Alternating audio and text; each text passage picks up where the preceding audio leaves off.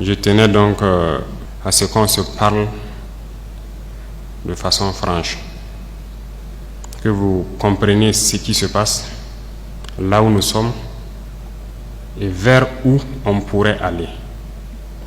Et j'insiste, où on pourrait aller, parce que c'est une condition, ça dépendra de vous.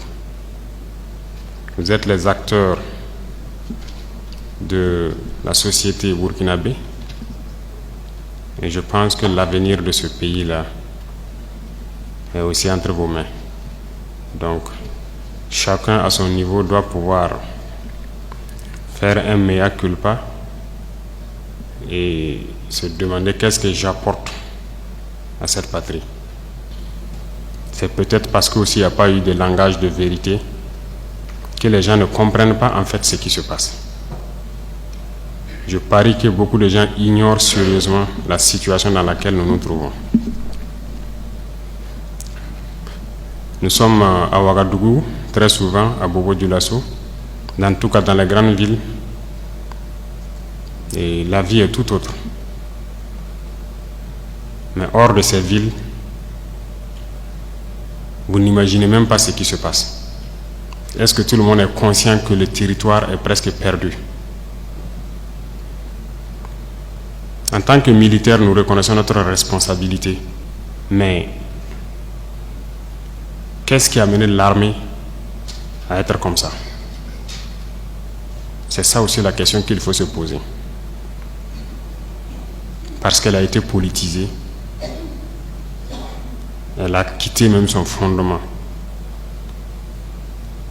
Il faut avoir le courage de se le dire. L'armée a été infiltrée. Et chacun agit en fonction donc de certains bords politiques. Nous observons depuis très longtemps. Nous combattons et nous observons. Et à un moment donné, on a eu espoir que ça va cesser, notamment avec les événements du 24. Mais ça n'a pas cessé. Et ça continue. Ces événements du 30 sont arrivés. Je vais vous dire ce soir où est-ce que nous en sommes, où est-ce que nous partons. Et chacun serait libre, à partir de cet instant, de son action future. Soit pour la patrie ou contre la patrie. De toute façon, nous sommes tous dans ce pays. Et vous comprendrez avec la présentation que personne ne va pouvoir quitter. Déjà entre Bobo et Ouaga, ça devient difficile. Quand la route sera coupée, que peut-être certaines personnes vont prendre conscience. Parce que ce n'est pas permis à tout le monde de prendre l'avion entre Bobo et Ouaga. Si c'est ce pays que nous voulons, eh bien, allons-y. Souvent, je me pose la question, est-ce qu'on se demande d'où vient le terrorisme? Pourquoi le terrorisme? Tout n'est pas terrorisme. Nous avons contribué, quand je dis nous, c'est la société, contribué à ce que cette situation arrive. Mais j'ai marché à travers une partie du Sahel. Je ne dis pas rouler, marcher à pied à travers le Sahel. Donc j'ai pris le soin de bien voir ce que c'est que le Sahel. Et je ne suis pas sûr que ici vous l'avez fait. J'ai marché de Gorom, passant par Oursi, aller à Déou, Tinakov, Tinasan, revenir sur Marcoy. Cette partie, on l'a fait. On a vu comment les gens vivent là-bas. Et on l'a fait, ça vaut 10 ans de cela. Et c'était prévisible que cette situation va arriver. Ça veut dire que c'est nous qui avons créé cette situation, la gouvernance. Il faut qu'on se dise cette vérité. On a tout fait pour abandonner certains peuples à cause de nos intérêts égoïstes. On ne pense qu'à nous. Comme jusqu'aujourd'hui, on voit les gens meurent ailleurs, mais à Ouagadougou, on fait la fête. On n'a aucune pitié pour l'autre. J'ai marché à travers ces zones, je les vois trimballer des bidons, marcher des kilomètres pour aller chercher l'eau.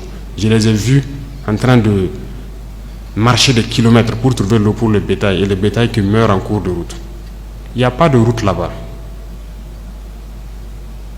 Il n'y a pas de route. Comment même un camion même pourrait arriver là-bas, ne serait-ce qu'avec un peu de tourteau pour que leurs animaux puissent manger? Il n'y a rien là-bas. Qu'avons-nous construit là-bas? Qu'avons-nous fait là-bas? Quel projet de développement avons-nous envoyé là-bas? Est-ce qu'on s'occupe même de leur vie? Rien que simple eau. Qu'avons-nous fait de sérieux dans ces zones? C'est la question qu'il faut se poser. Et le territoire de cette partie, c'est hors de contrôle. Qui en est responsable? C'est nous. C'est nous. Il faut que chacun accepte ça. Nous avons toujours le slogan que c'est un pays pauvre. Vous êtes bien conscient que le pays n'est pas pauvre. C'est parce qu'on est méchant. On est sérieusement méchant entre nous. Les jeunes n'ont rien à faire. On a des terres cultivables. On a de l'eau. Comment on peut ne pas vouloir faire quelque chose pour eux? J'ai vécu à Djibo, avant même le début de la crise. J'ai échangé avec les jeunes de Djibo. La seule route Kongoussi-Djibo, les camions ne viennent plus parce que les ponts datent des années 50 et les camions tombaient. Donc les camions ont décidé de ne plus venir. Ils produisent, en allant à Nassumbu à Bouro, ils produisent la tomate, ils produisent beaucoup de choses. Tout pourri. Ils n'arrivent pas à vendre.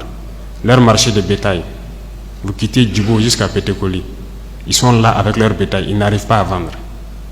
Mais vous voulez qu'ils fassent quoi, les jeunes? J'ai écrit un rapport en son temps pour qu'on puisse au moins se réparer cette route. La guerre n'était pas là. Personne ne viendra me dire le contraire. J'étais à Djibo, j'ai vécu là-bas. On n'a rien fait. Rien.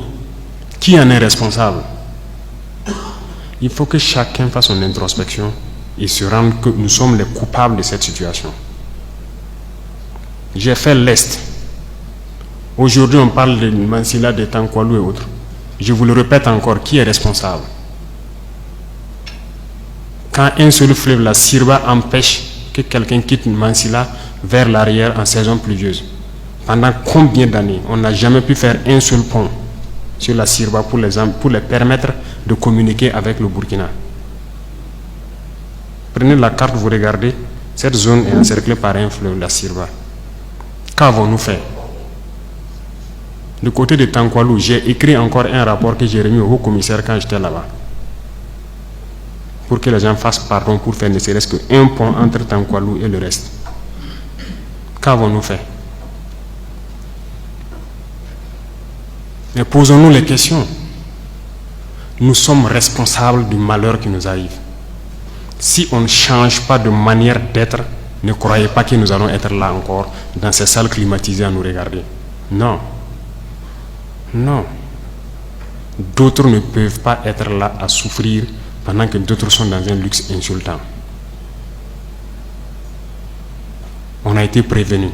On n'a jamais voulu écouter. Toute cette bamboula que nous faisons dans les villes, tout peut cesser d'un jour au lendemain, si on n'arrête pas ce que nous sommes en train de faire. Je sais que personne ne vous a déjà parlé comme ça, mais je vous le dis aujourd'hui franchement.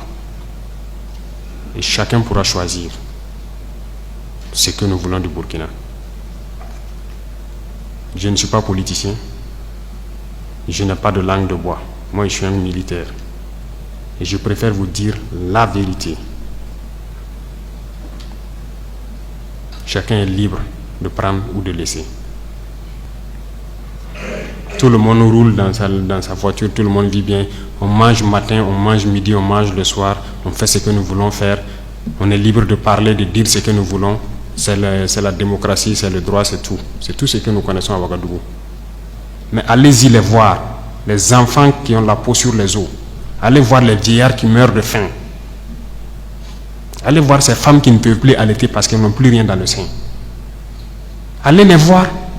Ne faisons pas semblant.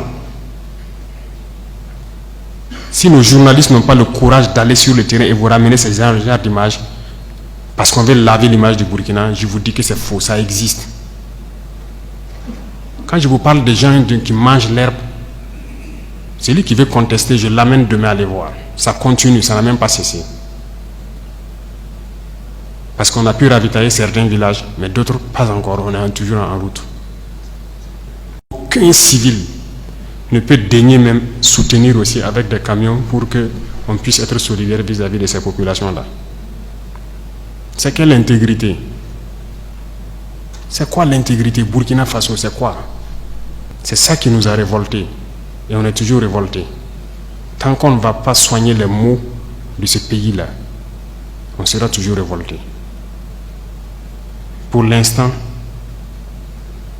on a pu, dans l'armée quand même, réaliser quelques camions et transporter les vivres avec nos propres moyens, bien qu'on a loué d'autres même ajoutés, vers des populations qui mouraient de faim. Et même dans cette location, j'ai vu qu'il n'y a aucune pitié. Des citoyens savaient que c'est pour aller là-bas, mais ils sont restés sur leurs tarifs. C'est pour dire que la solidarité a disparu au Burkina. Ayez pitié des gens, ayez pitié de la jeunesse, ayez pitié des enfants. Qu'est-ce qu'ils ont fait ces villageois-là pour que quand le soleil tombe, eux ils se retrouvent dans les grottes, dans les arbres, ils quittent le village. Et le matin ils se pointent, ils regardent pour voir si tout va bien avant de revenir. Ils dorment dans la brousse. Ils ne peuvent pas dormir chez eux. On ne vous dit pas ces vérités. C'est la réalité du Burkina comme ça. On ne voit que nos villes. Nous sommes responsables de ce qui nous arrive. Et nous serons entièrement responsables de ce qui va suivre. Soit c'est du bon ou c'est du mauvais. Ça dépendra de nos comportements dans le futur. Chacun n'a qu'à donner le meilleur de lui-même. Et je pense qu'on peut y arriver. Je suis optimiste. J'ai foi. Et Inch'Allah, on va y arriver.